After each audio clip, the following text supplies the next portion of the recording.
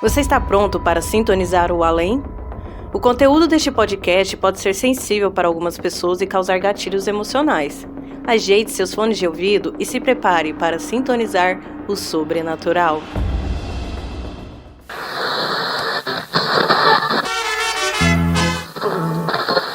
Eu conheço cada palmo desse chão. Lá vai o lobo da estrada. Sintonize o além com a Rádio Sobrenatural.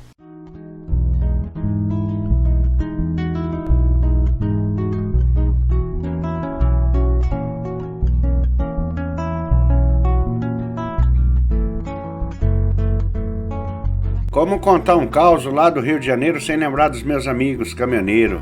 Sempre quando a gente se encontra pela estrada, eles me dizem: ô Marvelho, conta um caos aí pra nós, conta um caos aí pra nós.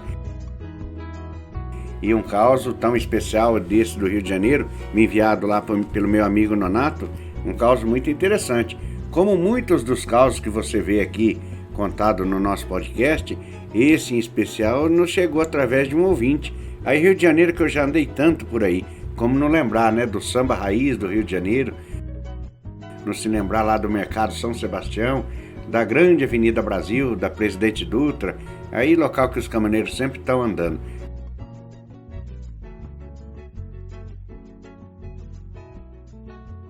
E esse caso talvez seja de um dos moradores aí mais popular do Bangu daquela época, do Nilton. Aí Niltinho, para os mais antigos do bairro que conhecia ele desde menino, Niltinho que sempre viveu por ali. Sabe aquela pessoa quando é popular do bairro? Ele que passou por diversos problemas, né, por desilusões amorosas e se deixou cair no vício da bebida por uma dessas desilusões amorosas que teve ao longo da vida. Mas todo mundo conhecia o Niltinho e sabia que ele era uma pessoa muito boa, apesar de perdido no vício, mas era uma pessoa que todo mundo gostava. Não fazia mal para ninguém, uma pessoa de bom coração. A molecada gostava muito e até muitas vezes o Niltinho passando, brincava com o Niltinho que tinha um problema de mancar em uma das pernas, a molecada imitava ele. Quando ele estava sóbrio, ele até que ficava bravo. Fazia ameaça de correr atrás da molecada, mas a molecada sabia que era tudo uma brincadeira. Mas quando estava bêbado, o Niltinho até dava risada junto. A molecada gostava muito dele, uma pessoa muito carinhosa com as crianças, com os animais da rua, sabe, uma pessoa que não tinha maldade com nada. E até mesmo a inocência, devido a essa debilidade da bebida, fazia com que muita gente, muitas vezes, fizesse brincadeira de mau gosto com ele. Muitas vezes a pessoa... Os amigos próprios, os amigos de boteco, faziam aquelas apostas bobas. Ô Niltinho, eu vou fazer um risco aqui, ó. Se você conseguir andar sem sair desse risco aqui, eu vou pagar uma cachaça pra você. Ô Niltinho, levanta essas 2 caixas de cerveja aqui. Se você conseguir levantar pelo menos uma e colocar no balcão, nós vamos pagar uma cachaça pra você. A inocência e o vício fazia com que muitas vezes ele nem ligava por essas brincadeiras que muitos faziam com ele. A grande verdade é que essas pessoas, quando perdem o sentido da vida e vê na bebida uma companhia, se deixa se levar pelo vício. E a grande verdade é que todo mundo dizia que o Niltinho bebia para dormir, acordava para beber e assim era. E nesses bairros dessa cidade, onde essas pessoas são muito populares, elas são conhecidas, de uma certa maneira a população, conhecendo, toma até um pouco de conta.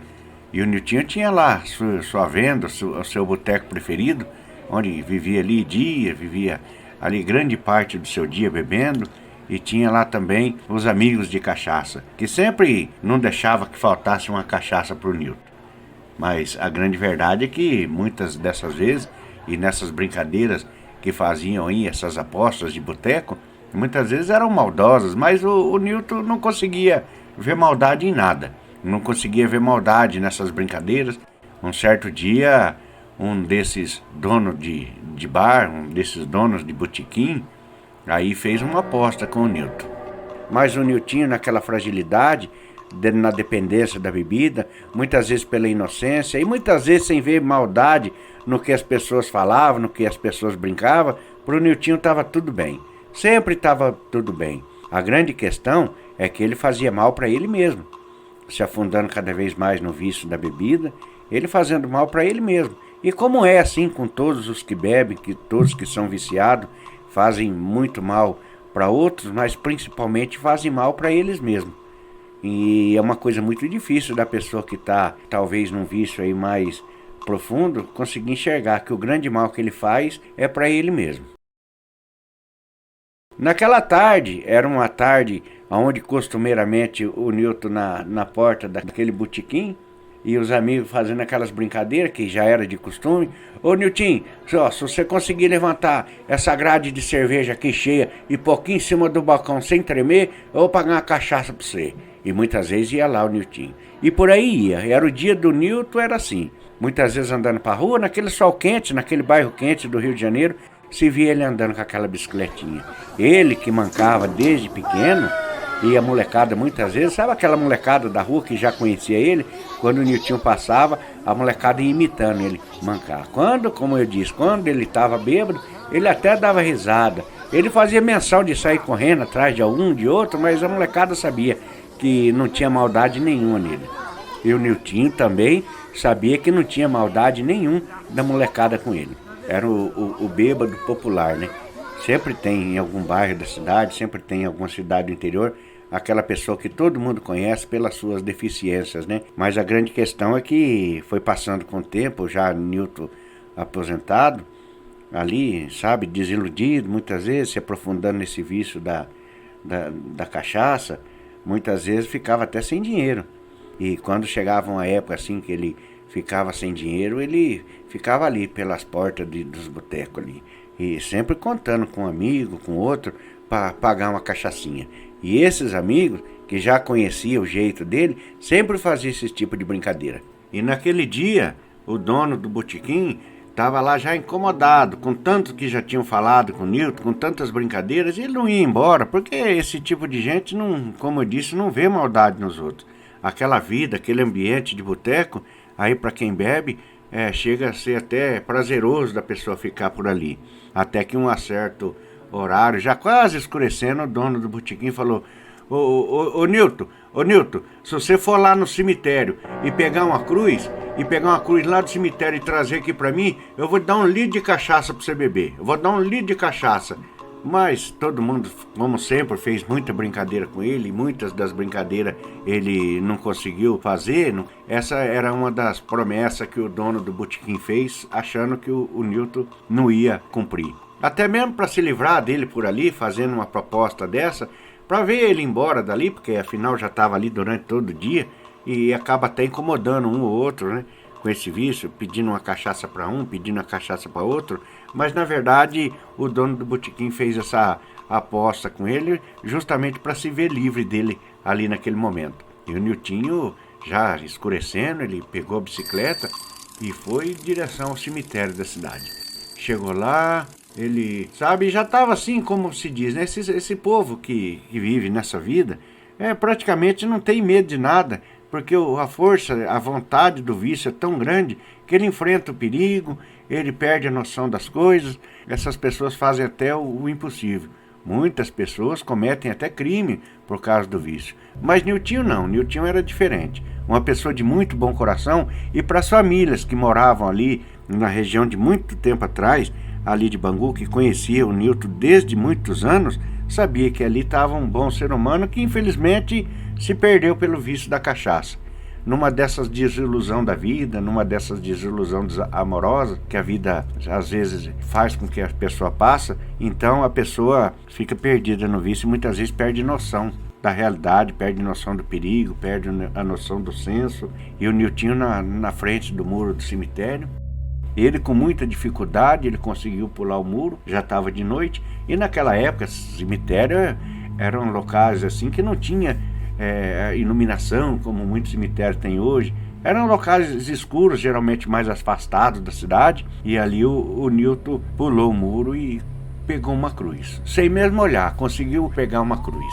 Amarrou essa cruz na bicicleta e veio em direção ao botequim. E veio pedalando essa bicicleta e chegou na frente e já tinha fechado, porque já era tarde da noite. Ele, como tinha perdido a noção do tempo, ele passou horas ali. Poderia até ter caído do outro lado do muro e batido e desmaiado, até a pessoa embriagada, né? Perde a noção do tempo, até mesmo podia ter dormido um pouco lá. Aí que ele despertou e pegou essa cruz, pulou o muro de volta e veio, já era tarde, chegou lá o botequim fechado. E ele sabia que o dono morava no fundo. Ele morava no fundo e bateu palma lá na frente, lá do botequim, bateu palma. Osso, ai, trouxe aqui, ó. Olha, eu trouxe a cruz aqui, ó. Eu quero minha garrafa de pinga. Eu trouxe a cruz aqui, ó. Eu quero minha garrafa de pinga. E ficou ali chamando, os cachorros latindo. Já era noite, já era madrugada, bem dizer. E ele ali chamando, incomodando, até que o dono despertou lá e viu o Nilton ali na frente com aquela cruz na garupa de bicicleta. E falou pra ele, bravo, vai embora daqui com essa cruz, vai embora daqui. Não, você prometeu que se eu pegasse uma cruz lá do cemitério, você prometeu pra mim, ó, a cruz tá aqui, ó, a cruz tá aqui, eu quero minha garrafa de pinga, eu quero minha garrafa de pinga. Vai embora daqui, rapaz, vai embora daqui, leva esse negócio embora daqui, eu não quero saber disso não, vai embora daqui. E ele, sabe, depois de muita insistência, de muito... o dono do botequim falar pra ele largou a cruz ali na frente do boteco ali e foi embora. Foi embora desiludido, foi embora chateado e brabo. Ele prometeu pra mim que eu pegasse, eu peguei a cruz lá. Agora ele não quer me dar, eu vou largar essa cruz lá na frente do boteco. Ele se quiser, ele que leva a cruz de volta. Eu vou largar lá na frente do boteco. E ia vindo embora, e veio pra casa dele. Ele não morava tão perto do botequim. Quando chegou na casa dele, já era alta hora da madrugada, ali se deitou na cama, e o pai dele nessa época morava junto com ele morava junto com o pai, que até mesmo a família desse Nilton, a família dele já tinha ido embora junto com a esposa, já, sabe, ele era uma pessoa sozinha, que voltou a morar na casa do pai, um senhor já de idade, que para acolher o filho, mora aí junto, mora aí comigo de novo, era ele e o pai dele. Ele chegou, como de costume, deitava na cama e apagava. Sabe, a pessoa quando passa o dia, muitas vezes, tem força para andar durante o dia, mas pela força do vício. Anda para lá, anda para cá, mas quando chega uma certa hora, essa pessoa, mesmo estando bêbada, ou mesmo não estando, deita na cama e apaga. E o pai dele viu na hora que ele chegou, porque ele chega fazendo barulho, batendo no portão, batendo na porta, com força para fechar, mexendo muitas vezes em alguma panela da cozinha, e o pai dele viu que a hora que ele chegou. Também porque pessoa já de idade já tem um sono mais leve. E o Nilton deitou lá na cama lá e apagou. Aí o pai dele quieto ali, sabia que aquilo já era uma coisa tão de costume já, e nem se importou com aquilo. Passado umas horas da madrugada, o pai dele começa a escutar uns barulhos estranhos dentro da casa, dentro do quarto, tudo escuro.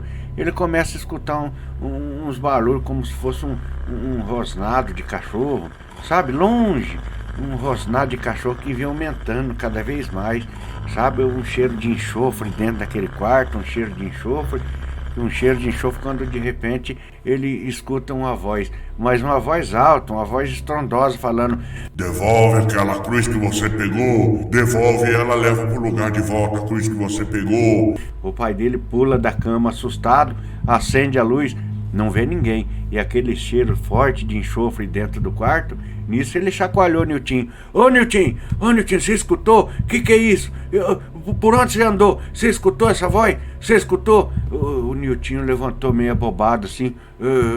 Eu não escutei nada. Quando de repente essa voz de novo, que vinha de todos os lugares do quarto, da casa, vinha do chão, vinha do teto, vinha de todos os lugares. Devolva o que você pegou de mim, leva minha cruz de volta no meu lugar, leva minha cruz de volta lá. E aí o Nilton assustou, regalou o olho, e o pai dele: mas o que você andou aprontando? O que você aprontou? O que você andou aprontando? Aí o Nilton contou: meio sonolento, o dono lá pediu lá para me pegar uma cruz lá no cemitério. Eu peguei uma cruz e eu levei, tá lá na porta lá do boteco. tá lá na porta do boteco lá. E de novo aquela voz, devolva a minha cruz, devolva a minha cruz. Mas uma voz que vinha, ninguém sabia de onde, não conseguia saber de onde. Ela vinha de todo lugar. Até que o pai dele falou, pega essa cruz de volta e leva lá na onde, rapaz? Você tá mexendo com coisa séria. Pega essa cruz e leva lá de volta. E sabe, o Niltinho saiu assim pela porta, meio cambaleando, pegou a bicicletinha, sabe? Ele até caiu lá fora, pegou essa bicicletinha e foi lá de volta e pegou a cruz. Amarrou na garupa da bicicleta e sabe, daí ele ficou com medo. Ele ficou com medo, porque ele nunca tinha passado por uma questão igual essa. Ele nunca tinha passado uma situação dessa. E ele amarrou a cruz. Quando ele chega na frente do cemitério, que ele sente aquele cheiro forte de enxofre, essa voz, devolve, devolve minha cruz, devolve minha cruz. Sabe, ele não tinha força nem para pular o muro do cemitério.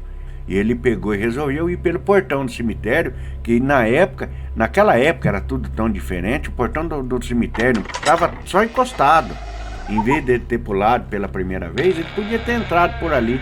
Ele até se lembrou depois. E aquela voz na cabeça dele, e aquele cheiro de enxofre forte, devolve, devolve. Conforme ele ia chegando perto do túmulo,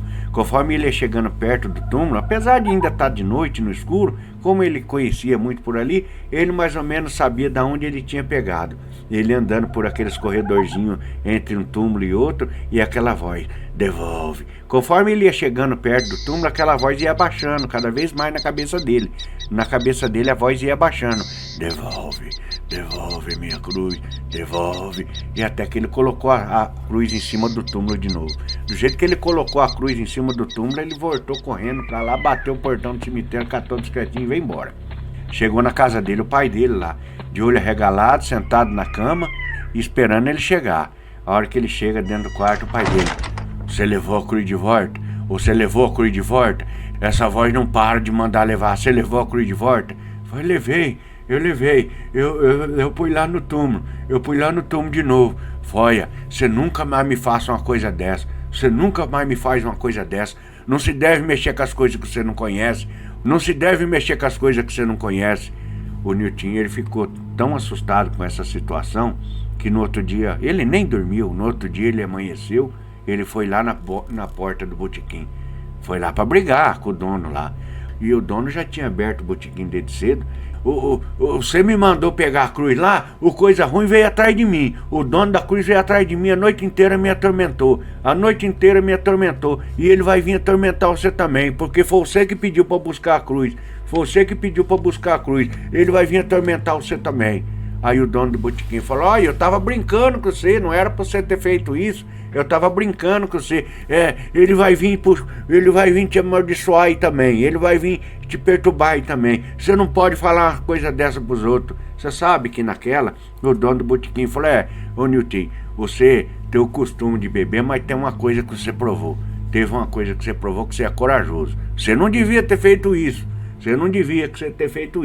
Muita gente fala as coisas pro você vai fazer. Muita gente brinca com você aí na rua, você faz essas brincadeiras bestas com os outros te pedem. Você não deve fazer isso. O que você deve fazer é largar da cachaça. O que você deve fazer é ser um homem certo, um homem direito. A cachaça tá acabando com você. Um dia uma pessoa vai fazer uma outra aposta dessa com você vai morrer, você vai se acabar. Você vai morrer, você vai mexer com coisa que não deve. E essa história foi contada ali no bairro de Bangu muito tempo por aquele pessoal que morava ali antigamente. O bairro de Bangu, um dos lugares mais quentes do Rio de Janeiro, tem muitas histórias.